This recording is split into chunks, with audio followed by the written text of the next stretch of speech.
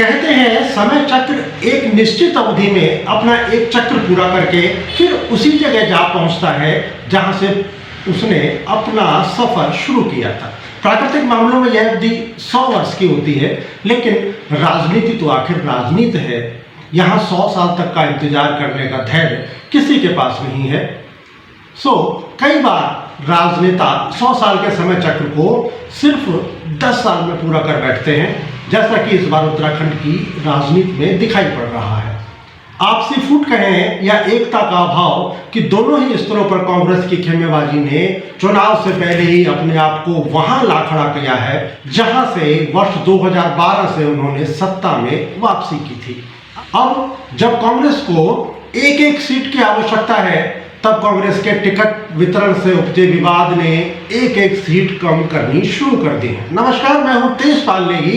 कुमाऊं में पहले बागेश्वर, फिर सितारगंज और अब लाल कुआं, कालाढूंगी और रामनगर, ये 4 सीटें जो कांग्रेस एकता के साथ आसानी से जीत सकती थी, वहां कांग्रेस ने अपनी ही टिकट वितरण पॉलिसी के कारण अपनी स्थिति को खराब कर लिया है। सितारगंज और बागेश्वर में क्या हुआ, यह अब प्रत्याशियों की पहली सूची जो आज से तकरीबन 36 घंटे पहले आई थी, उसके बाद की बात है, इसलिए उसको पुरानी बात कहकर टाला जा सकता है। लेकिन लाल कुआं, कालाढूंगी और रामनगर में जो विवाद अब उठ खड़ा हुआ है, वह कल शाम को जारी हुई नई सूची के बाद हुआ है, इसलिए उस पर चर्चा करना मुनासिब रहेगा।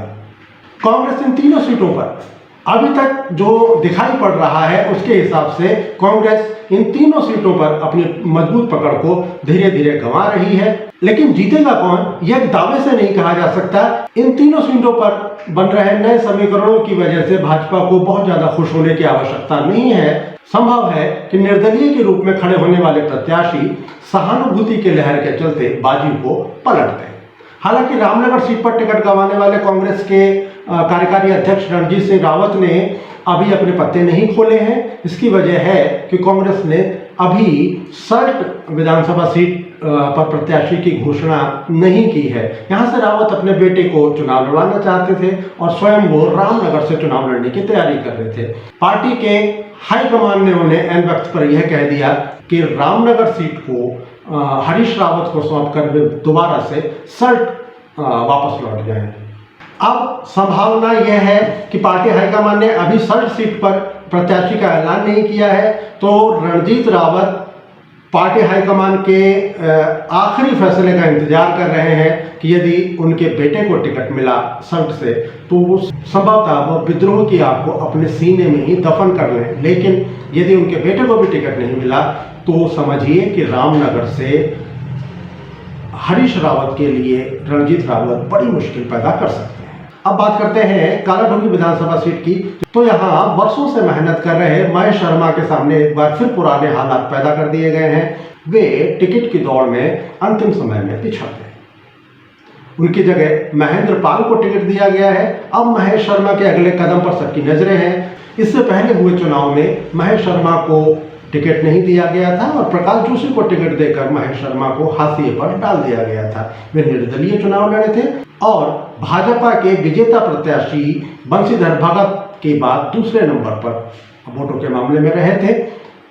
महेश समर्थकों से बातचीत का बहाना बनाकर फिलहाल अभी अपने पत्ते नहीं खोलना चाह रहे हैं। लेकिन कल शाम से ही खुलकर बगावत पर उतरे लाल कुआं के पूर्व विधायक और हरीश सरकार में कैबिनेट मिनिस्टर रहे हरीश चंद्र दुर्गापाल के साथ ऐसा नहीं है। उनके आवास पर आज पूरा दिन समर्थकों और कांग्रेस कार्यकर्ताओं का जमावड़ा लगा रहा। पार्टी की अधिकृत प्रत्याशी संजय डालाकोटी अपने दलबल के साथ उनसे आशीर्वाद लेने पहुंची।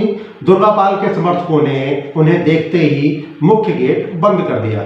नारे गूंजने लगे कि लाल कुआं के दो ही लाल, हरेंद्र बोरा, दुर्गापाल।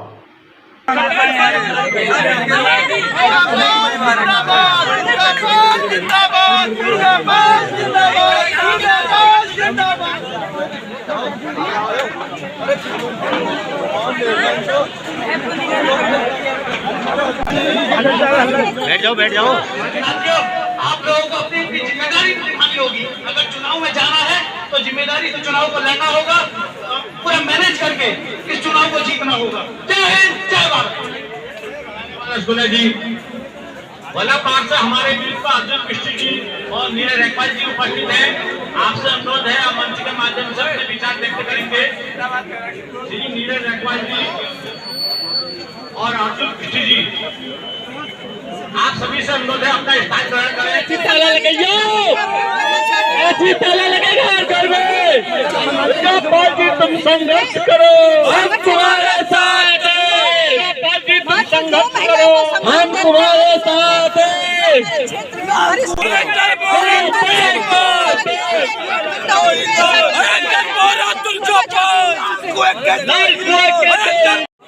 भाइयों, ताला लग चुका है। 14 मार्च को खुलेगा। 14 मार्च मक्खा फलिया लालपुआ के 2 ही लाल। नारेबाजी चल रही थी। दुर्गापाल के समर्थक गेट के अंदर थे और संजय डालाकोटी के साथ आए उनके कार्यकर्ता गेट के बाहर सत्याग्रह पर बैठे हुए थे। कुछ देर में पुलिस भी पहुंच गई।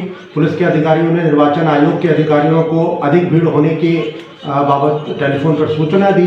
इससे पहले कि मामला बिगड़ता, दुर्गापाल ने एक बड़ा दांव खेला।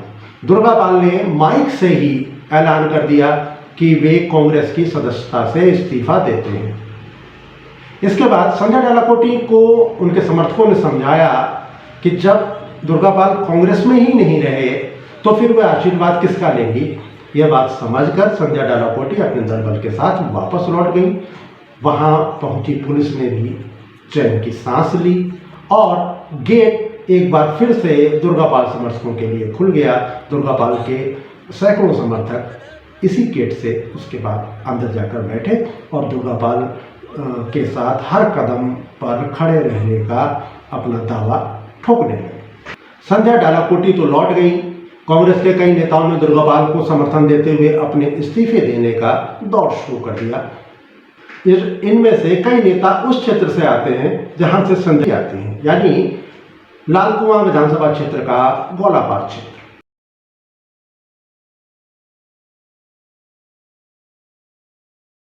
दुर्गापाल के बेटे नंदन दुर्गापाल ने किसान कांग्रेस के प्रदेश अध्यक्ष पद को छोड़ दिया।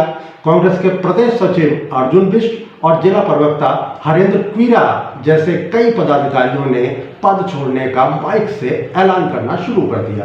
दुर्गापाल स्वयं अखिल भारतीय कांग्रेस कमेटी के सदस्य हैं।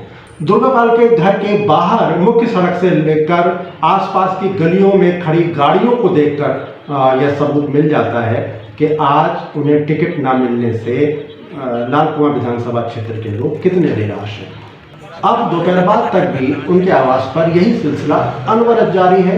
महापंचायत में मां की खिचड़ी की सौंधी महक के साथ में दुर्गापाल के निर्दलीय चुनाव लड़ने की महक भी शामिल हो रही है। वे कब नामांकन पत्र भरेंगे, बस अब इस बात का ऐलान होना बाकी है। कुल मिलाकर कल घोषित की गई 11 सीटों में से 3 सीटों पर कांग्रेस ने खुद को अपने आप ही मुसीबत में डाल लिया है। आपसे विदा लेने से पहले हमारा यह आग्रह है कि यदि आपको हमारे कार्यक्रम पसंद आ रहे हैं तो हमारे YouTube चैनल को सब्सक्राइब कर लें। साथ में लगे लाल रंग के बेल आइकन को दबाकर ऑल वाले ऑप्शन पर क्लिक करें ताकि आपको हमारी नई वीडियो मिले सबसे पहले। तो अब हमें दीजिए विदा। कैमरा पर्सन पंकज जोशी के साथ मैं तेजपाल नेगी फिर हाजिर होंगे चुनावों की ताजा तरीन अपडेट लेकर। तब तक के लिए नमस्कार, सत श्री अकाल, शब्बा खैर।